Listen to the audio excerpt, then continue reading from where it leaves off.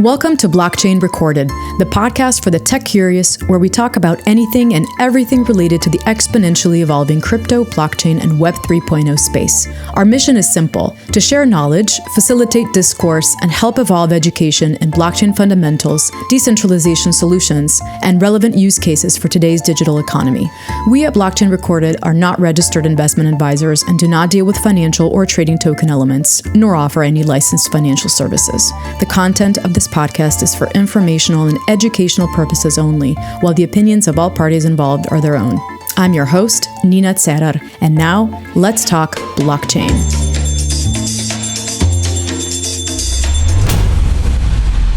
So before I introduce our guest today, I have a couple of brief updates for our community. We invite everyone to join us on Twitter Spaces, where we pre-stream each episode the day before it goes public on all major podcast platforms. For the platform list, visit our website, blockchainrecorded.com. This episode is dedicated to the Web3 Stronger Together ecosystem initiative and its first virtual summit, which took place between March 1st and March 4th, 2023 in Evveland's Metaverse, a virtual platform uniting several hundred Web3 leaders and thinkers, over 100 projects and speakers, and over 5,000 attendees from across the world.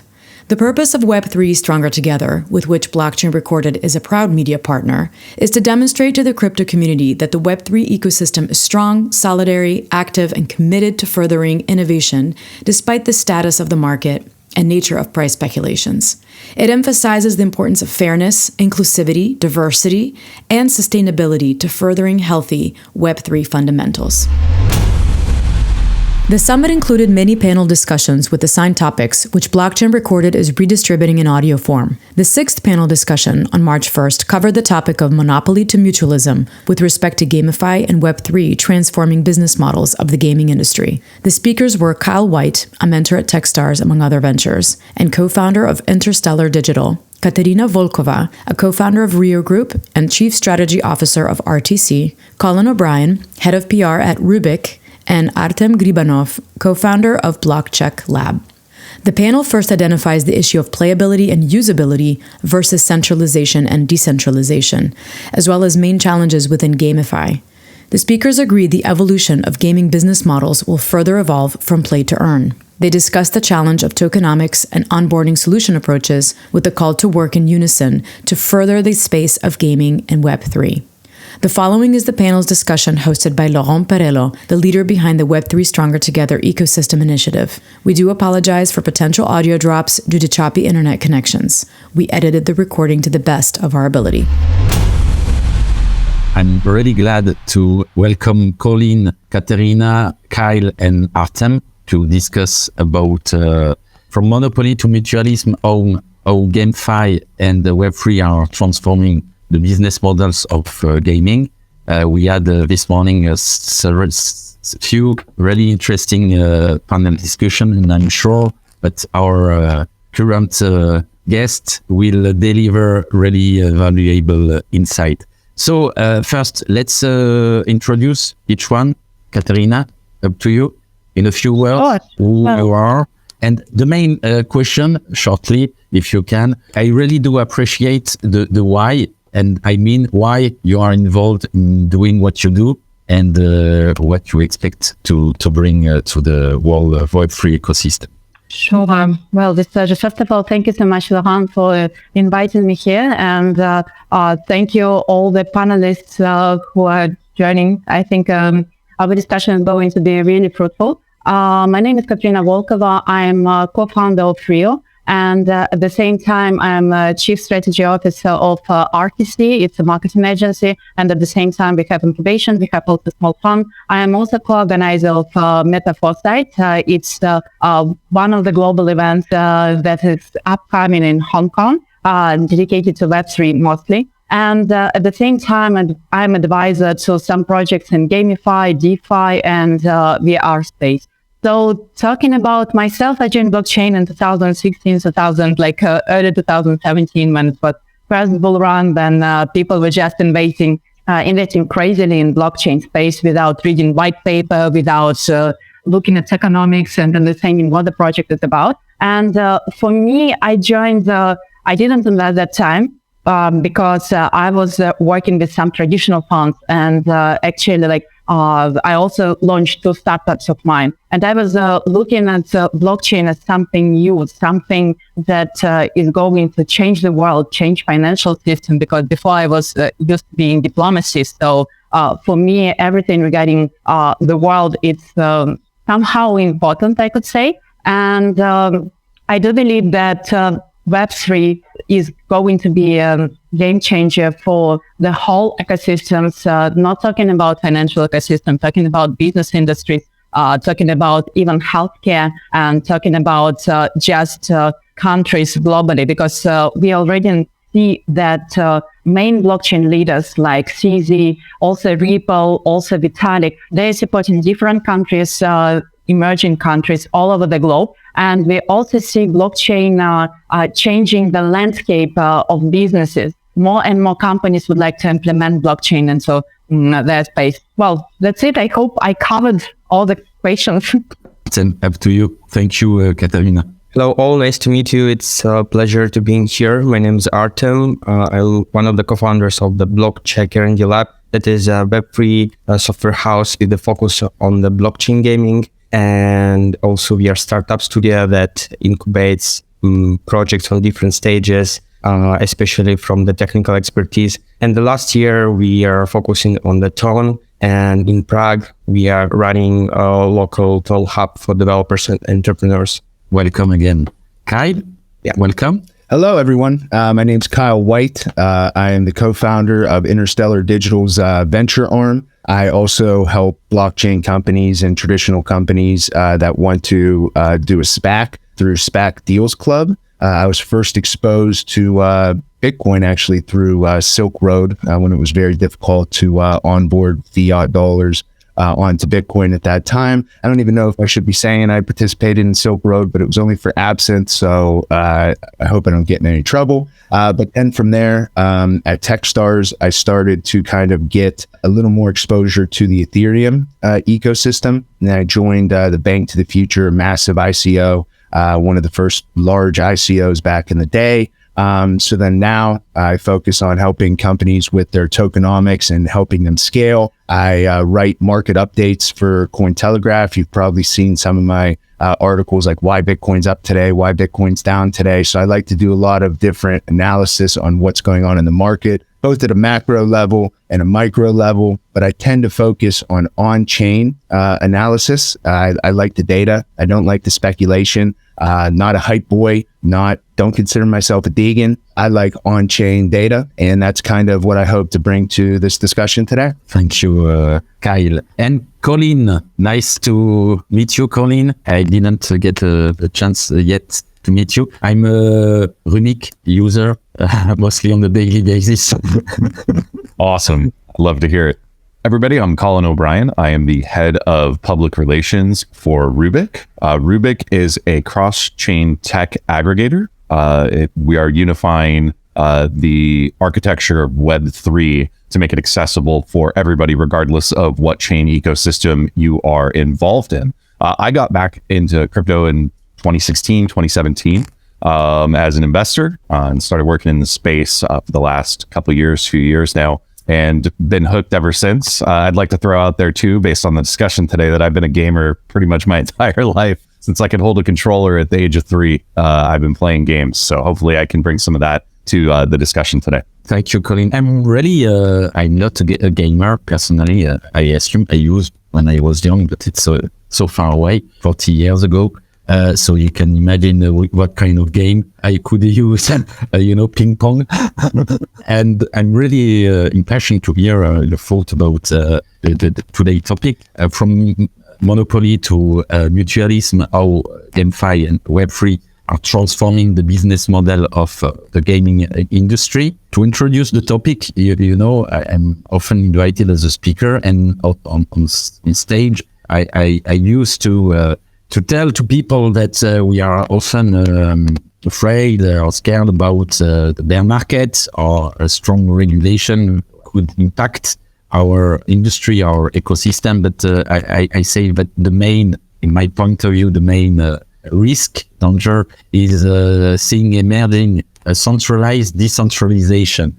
So we are taking the opposite point of view regarding the gaming industry. What is your point of view?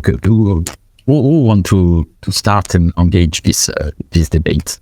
I can start, or I don't know. Okay. So then I will start. I will not cover all the points because I think we're aligned in most of them. So I would start probably with the possibility, like before we saw gaming industry highly centralized, and we saw that only producers of game actually they have the power in gaming industry. Nowadays, I think that the main thing that Web3 brought, like it's the possibility of owning something inside the game, and so this possibility of ownership, of interoperability, because after that, once you own some, I don't know, like either character that you bought via NFT or some tool that you bought via NFT, you could later on resell it on different platforms. And I'm talking about not only like particular chain platform, but I'm talking about particular one platform. I'm talking about multiple platforms, multiple chains, multiple, I don't know, like it might be even in game. And we are basically like going from centralized model, highly centralized model, and of game producers to more decentralized model. And maybe you guys can continue, because otherwise I could talk about it forever. So one thing I guess I will note. Oh, sorry there, Colin. I'll keep going. But really, I think a lot of it has to do with playability and usability versus centralization and decentralization. Because a lot of what we're seeing go on into the space is these game studios, these AAA game studios, are the ones who are becoming kind of the most successful when it comes to people actually wanting to play the game. We saw a huge, in Web 2, it was freemium models, that drew these people in, gave them all these useless tokens.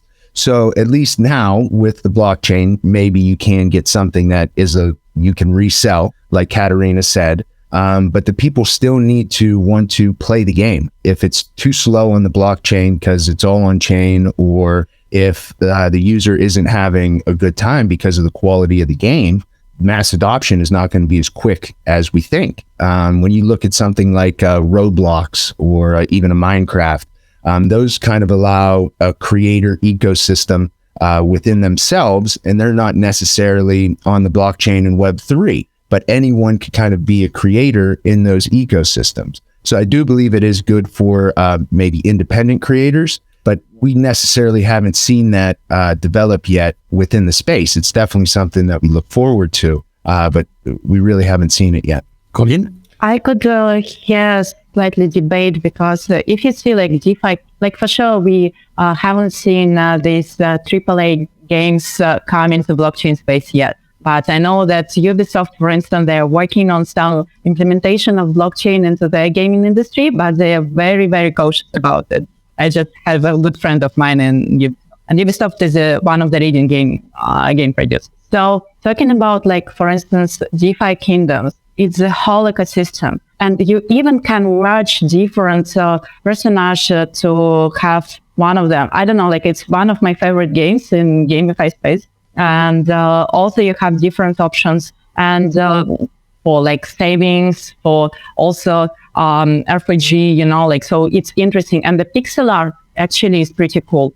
Or talking about Zilliqa, who is trying to create ecosystem about around using different games, and they are launching in 2023, I think, like pretty soon. They announced that they're going to launch their own console similar to Xbox, that is like very similar to like normal gaming console, but it's going to be implemented like blockchain, like slide blockchain in it.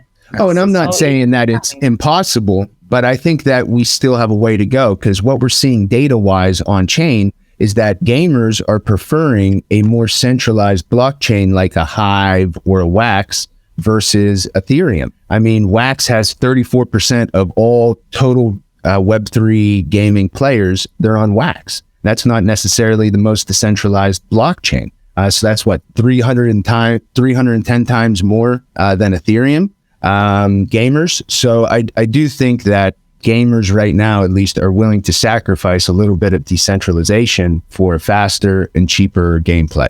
Yeah, I would agree on it. Colin? Yeah, I would agree with that assessment. I think it's going to be a few more years until we see AAA publishers and developers get into the space in earnest, because the architecture isn't quite there yet. The infrastructure isn't quite there to handle, tens of millions of players in, a single game, especially like a persistent online game, looters and things like that are going to require a lot of NFT generation and distribution to individuals. But I'm really, as a gamer who's spent thousands of dollars on downloadable content, I am very excited at the prospect of being able to retain some of that value. If I, play a game for a couple of years and then I find something else that interests me more, I don't feel like those assets are lost. Right now, those are worth nothing. Right, like the company owns that. So the business models of the future, being able to own those digital assets and then resell them on the open market to give the free market the ability to price these items based on rarity, the time it takes to earn them and things like that. It's really attractive to me as a gamer. And so I'm very, very excited to see a lot of these Web 2 companies in gaming adopt this Web 3 model. Now, I do think there will be some type of hybridization of centralization and decentralization, but eventually it's going to get to the point where we have such a robust gaming ecosystem across multiple blockchain networks. One of the things that has me really excited is the ability of cross IP sharing. You see that a lot today with Fortnite partnering up, like Activision and Ubisoft partnering up. A lot of different game studios are doing cross collaboration. The individual ownership of digital assets is going to make that cross collaboration a lot easier, and it's going to entice people from different gaming communities to jump into other communities to participate. So I think it's going to just increase the robustness of the gaming community as a whole. Thank you, Colin. Artem, what is your personal experience point of view?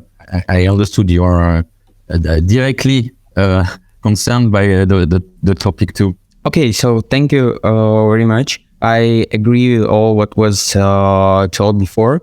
And from my side, I want to notice a few approaches how blockchain today is used in the gaming industry. So the first, of course, it is a monetization tool, a fundraising tool, and out of the box secondary market platform that game developers can use to build their game economy. And other approach is integrational tool. So it's kind of a new approach that can use game developers to build not only one game, but being integrated into the whole game ecosystem of other companies and projects that is building on one particular blockchain. And for example, one of the cases is Ready Player Me, the ecosystem of avatars, for example, that could be integrated in any kind of metaverse or online game. Or on the other side, very fresh project, Evveland. It's a cross-chain metaverse that basically utilize Ready Player Me avatars and other avatars and even NFT collections. For that, this particular project provide the avatar utility for different NFT collections. So, and in this way, we see the blockchain as a development and business tool for a particular project. Thank you. Guys, I have a question. I say it again, I'm not a gamer, and maybe my question is naive, but I have the feeling, and it seems that the time to go to market, go live in Web3, the gaming industry is significantly reduced in comparison with the traditional gaming industry. So what is your thought? So I have a comment about that is just about different culture inside the industry as it did on the current market between different companies. So basically, most of the Web3 games or hardcore classic games from classic enterprise companies is going to be developed into stealth mode. So the game is developing under some secret condition, then the product is ready, it's going to market. But in the Web3 space, in the blockchain gaming space, we see the tendency that most of the projects started the open development and involve community in the project to test the gameplay and product hypotheses and to build the project with the community. So it's reduced the risks, and it's provided us an opportunity to be sure that when we go with our game to the global market, all product hypotheses will be tested with the community of the game that we will support and participate on the promotion of the project in the early stages. Interesting point of view. Kyle, what do you see regarding data and... Yeah, I think there's a major barrier to entry, even if the open source nature of, think about Unreal Engine, it might reduce development time. But at the same time, it's how do you get gamers to actually use your blockchain solution and play your blockchain game? So we've seen people do the play to earn model, and that necessarily didn't work. It created a huge dump of Axie, which to me is one of the stronger players in this space. They have a very complex game, and they continue to evolve. But because of that play to earn structure and all the different ways that it can be manipulated, mainly by bots, it kind of creates a high barrier to entry to actually grow a game in this space, at least currently. And how could we resolve this main issue? For the long run, it's better tokenomics. Yes. I mean, I agree. Most of the project has really bad tokenomics. Well, you got to think. I have. I don't know if anyone followed Krabata, but Krabata was booming. It was huge. It was the biggest gas burner on Avalanche for months, and looked like it had so much momentum, that it had so much growth, and then kind of came the realization that it was all bots, and these bots dumped the project, destroyed the project, and to me, I don't even think it runs anymore. I think they tried stopping these mining bots, but when they did, what do I have written down here? They lost 37% of their traders. So that means that these people were just cycling this money just to dump. So the 70% or 60% of the people who were honestly playing and trying to earn were being hurt by these bad actors, by these bots, by these people who didn't care about the future of the game. They might be from a poor country, a third world country, and that $2 sell or $3 sell is going to help feed their family for a week. So you can't necessarily blame them, but at the same time, it destroyed a beautifully made game. Colin, your thought? Yeah, I think it's hard enough kind of balancing just an in-game economy, let alone having digital ownership of those in-game assets be in the hands of your gamers. So I think we're going to see the evolution of gaming business models change drastically, tokenomics change drastically. It's my opinion, based off of what Kyle was just saying, right, that games will start to move away from play to earn towards play and earn, where you're rewarded with actual assets that make the game more fun or engaging to play versus some baseline, token that you earn just for investing time or player actions in the game. So I see that kind of evolving away from play to earn to play and earn. But kind of talking about what Kyle was mentioning too, I think the biggest issue right now is barrier of entry, right? Most people I know that play games don't know very much about blockchain. If they do, the big question is, I don't know what to do with that wallet, right? The average person is not going to keep a 12-word seed phrase. They're not going to jump through all the hoops that it takes right now to be involved in Web3. And when we finally solve that, yes, we'll get more people involved in these ecosystems, and it will make it easier for a lot of these projects to kind of weed out what business models are working and what aren't. But I think there's a lot to learn from all the different gaming projects that are out there right now over the next couple of years, how these business models evolve, paying close attention to that and heeding the bot issue, right? Because there's going to be a big issue with people just trying to cash in for a quick buck, which could destroy in-game economies and could destroy the overall success of a particular game. So I think developers need to be very mindful of that and reward people for participating in their game more with assets that will help them enjoy the game more versus stuff that's just a pseudo job where they're just earning money in their free time. Yeah, I do agree. Katarina, which advice could you give to game builders, Web3 game builders today to escape, this issue and this hype-based pump, and then seeing project mostly dead, as we have seen a lot recently? It's not even about the advice I would like to give. Like we see lots of projects who are dead because they came not for being a project, they came just to take money. And we saw lots of projects in GameFi industry who were just actually appeared out of nothing, not because they're great gamers, so they know how to run the game, but because they just like bought a cheap game that didn't go find like in Vietnamese or Chinese market or somewhere in Asia for pretty cheap, rescaled it and put there some blockchain. And I guess like we all know these kind of projects, right? So, and then like eventually the project died. So it's, if they're talking about like legitimate project, if they're talking about like a real GameFi project, for sure, I like Colin's idea about play and earn. And I'm excited to see more and more projects who are looking into traditional market and they do think how to convert blockchain into something invisible. So people would just like play, but I don't think that it would solve the issue regarding bots because all these games, unfortunately, there is huge competition. And in blockchain space, we have mostly people who are not that much professional in the industry. Like I'm like, if you're talking about average founders of the GameFi project and founders of Ubisoft, for instance, right? It's completely different level regarding experience of the managing project. So I don't think we would go somewhere far from rewards where everybody would use bots for.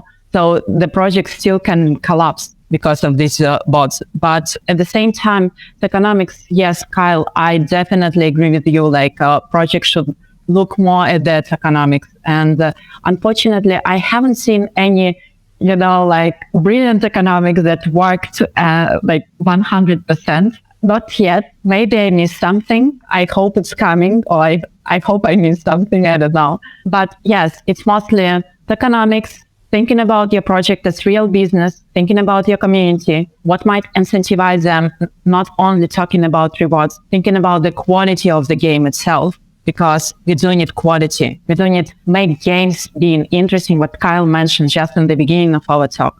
And for sure, I could say that play and earn, what Colin said.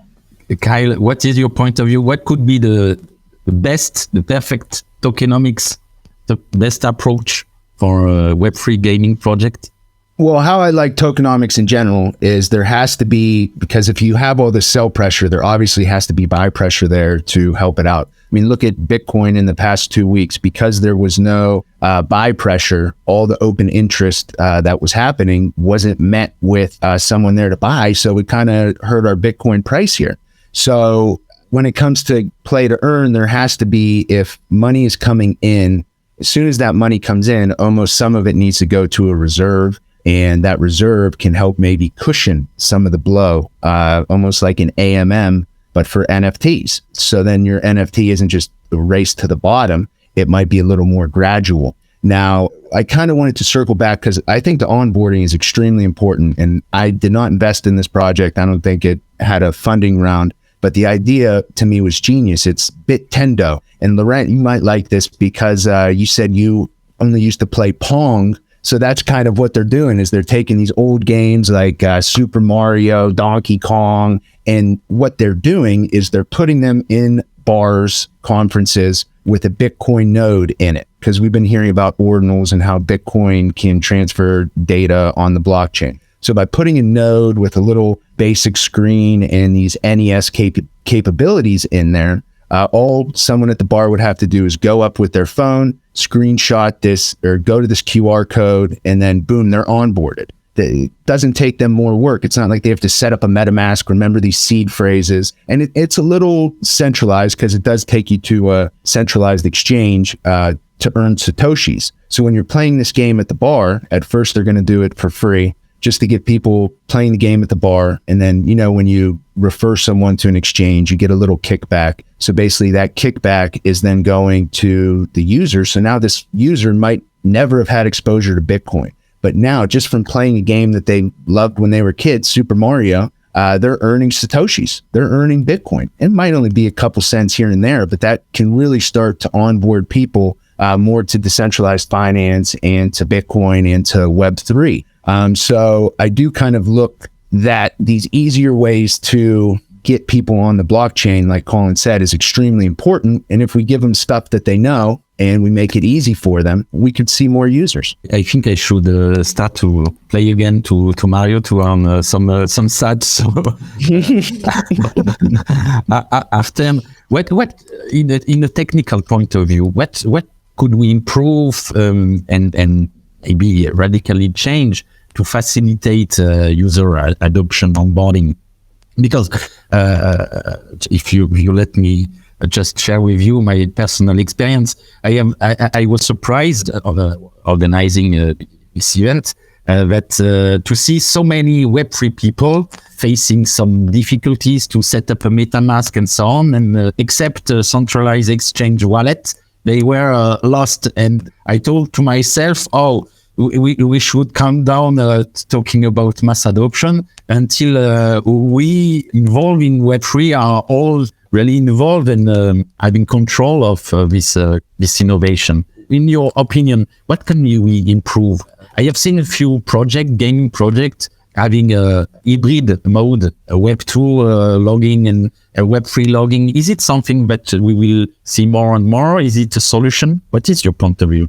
I'm here. Thank you for the question. So if you're talking about the mass adoption in terms of gaming, I think one of the possible solution that is also in development in our labs, our friend teams, is integrated the blockchain or crypto wallets directly into the game engines. For example, now we are working or experimenting in the field of integrating ton wallets or generation of the private and public keys directly inside the build of the game. So you have installed game on your phone or in your PC, and inside that particular game instance, there is a normal wallet as the MetaMask, but here you basically can avoid the moment of creating wallet and writing the seed phrase. So basically from the user's perspective, it will be really easy. It will be the same flow as they play at the usual game. But then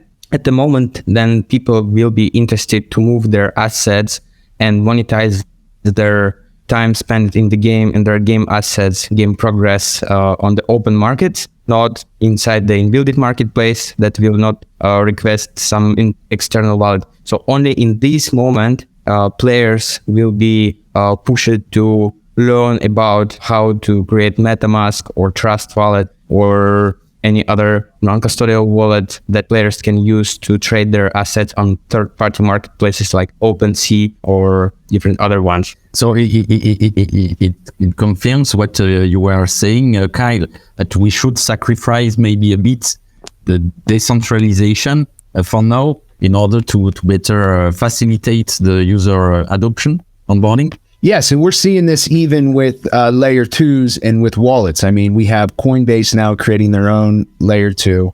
Goldman Sachs wants to create their own wallet. So the easier we can make onboarding these people to DeFi, the better. Even if we have to sacrifice going through a centralized entity like Goldman Sachs or Coinbase to get there, we still need to somehow onboard fiat dollars for all of this to work. Because like I was mentioning, if there's no buy pressure on any of these game economies, they're just going to keep getting pulled lower and lower to the ground. And Colin, you are a player. I think you have some friends, also players, gamers. Do they play to Web3 game, or your exception? How do you onboard your gamers friends? Let's say traditional game joining a Web3 game. Sure. I mean, yeah, you need to make it as easy as logging in today, right? If you have a gamer tag, a Steam login, logging into certain platforms with your socials, right? With your Gmail account or Facebook or Instagram or etc. Like, we need to make it accessible for people to be able to just easily jump in. And yes, that's going to sacrifice some centralization or decentralization rather for that centralized method. But I think that's a requirement to get people in participating in these environments. And for developers out there, kind of going back to what you were saying earlier, do I have any tips for developers, things like that? It's to focus on the game and make the game fun and engaging. It's already difficult enough, right, to create a good game, an engaging game, and then balance in-game economy on top of that, so you don't break the game and ruin that level of fun or that chase, that carrot on a stick that gamers have. You don't want to like dilute the in-game economy. So just focus on making the game fun, and then everything else will come after that. But I think, and this is something that not a lot of people are really talking about yet. I know it's like the buzzword right now is AI, but I really think that the application of AI towards in-game economies and how that relates to the open market for Web3 digital assets is going to play a major role in balancing the economy. So like a perfect example is World of Warcraft, right? A game that's been around 19 years. They had people that they called them gold farmers, people that would just play the game to earn in-game assets and then sell that for real world money. How do you de-incentivize people from doing that? That's just going to flood the market and reduce the value. And you're basically penalizing people who don't play that often, because then you'd have to increase the value artificially of all the in-game items because so many people are just flooding the market with the in-game token. So there needs to be an analysis of who's doing what in a particular game, and then, balance that in-game economy, maybe throttle certain users that are playing, 15, 16, 17 hours a day, throttle how much they're able to earn on, kind of a gradual scale. And that will maybe curtail a lot of nefarious behavior that would destroy the in-game economy. But yeah, I think that there needs to be real data analysis of both the in-game and open market economies when it comes to the development of the Web3 gaming ecosystems. And it's something that developers should be mindful of. I do think AI is going to be a big tool in that analysis. So looking forward to seeing what developers do. And we have Kyle ready also to share his data analysis. Guys, so this is interesting too, what Colin brought up here, because let's say the in-game assets only keep going up, like we're seeing now with Axie once they kind of fixed their model. So now to start playing on Axie, you have to spend a lot of money just to get going, or you have to lease someone's characters just to be able to play. So there is even that balance of what happens if it goes too high. Then you can't onboard new users, which is also important. So it's really a big time balance there. And you're seeing with Alien Worlds, it's kind of a free to start, that right now they're blowing Axie out of the water when it comes to unique active wallets. They're, around Splinterlands level right now. And their model it's kind of an idle mining strategy. So you just have to log in, I think, every day or something like that to kind of keep increasing your points. So that user who's 17 hours, 18 hours, like Colin mentioned, they're not going to necessarily get a bigger advantage from the rest of the folk. And that might help onboard some more people, because again, once it gets too high, it's hard to get new active wallets. I mean, Axie is barely in the, what do I have here? 1, 2, 3, 4, 5, 6, 7. They're barely in the top 10. They're 7th now when it comes to unique active wallets across the whole GameFi sphere. Very interesting point of view. Guys, the time is running so fast. I learned a lot. I want to thank you again. A last word for each one. And I promise that for the next edition, we will have a longer panel discussion slot. So we will be able to continue further this discussion. We want to start for the last word. Kyle? Just want to thank everyone here, all the panelists. You guys were all awesome. I loved hearing everyone's point of view, because a lot of these questions are very difficult to answer. And that's why we need these people like ourselves and all of you to come together and really think about these hard ideas, not just how do we quickly get something into the market and make a bunch of money from fundraising and then forget about it. It's how do we scale this and how do we make this mass adoption happen? And the more we can get together in forums like this, thank you, Laurent and Web3 Foundation, the more we can do better for our industry and for the globe. Thank you. Katerina? Well, from my side, I think Kyle summed up it all And I could say that it's definitely a pleasure to hear that we have such experts who actually looking at the market, who are not just taking some knowledge from the above, from the surface, and don't know anything what's happening in the market. So that's really cool to be with all of you on the panel today and to discuss everything and to debate in certain moments, but still I'm fully aligned with what you said, guys. And I think with such experts, we have pretty fruitful future in Web3. And I like the idea of calling regarding AI and gaming economy. I do think it might be the future. I haven't thought about it, but yeah, why not?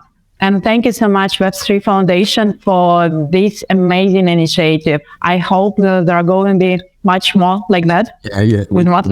Many plans, so thanks to you. Colin, your last word? Yeah, thank you, Laurent. Thank you, Web3 Foundation, for having us today. Thank you to all the other panelists for sharing their opinions and ideas. Web3 is going to require a concerted effort by those within the industry. And I think working in unison is to the advantage of all of us. It's a multi-trillion-dollar pie, and there's enough pieces for everybody. So it's really refreshing to see that so many people in the space are on the same page. And I'm really looking forward to seeing traditional Web2 gaming companies come into the space open-minded and to learn from people who are already engaged in the space. So it's going to be very, very exciting the coming years. And yeah, I hope to participate in future discussions. And shameless plug, check out Rubik.exchange. Welcome. Artem, the final word. Okay, thank you very much all for organizing this great event and this virtual summit. And in conclusion, regarding the topic, I would like to say that GameFi and Web3 technologies are transforming the business models of the gaming industry by creating new economic models based on mutualism. And as we already talked today, these new models enable players to become stakeholders inside the game economy and earning by playing games and owning in game assets. And also the game developers benefits from these new models. And it's creating new engaging and enjoyable game experience that generates more revenue. So the future of the gaming industry looks promising as GameFi and Web3 technologies continue to evolve, creating new opportunities for players and game developers. So let's see that new year will show us in this particular area, and I hope that we will see a lot of AA companies and enterprises come to the space and show what is blockchain gaming from the enterprise point of view.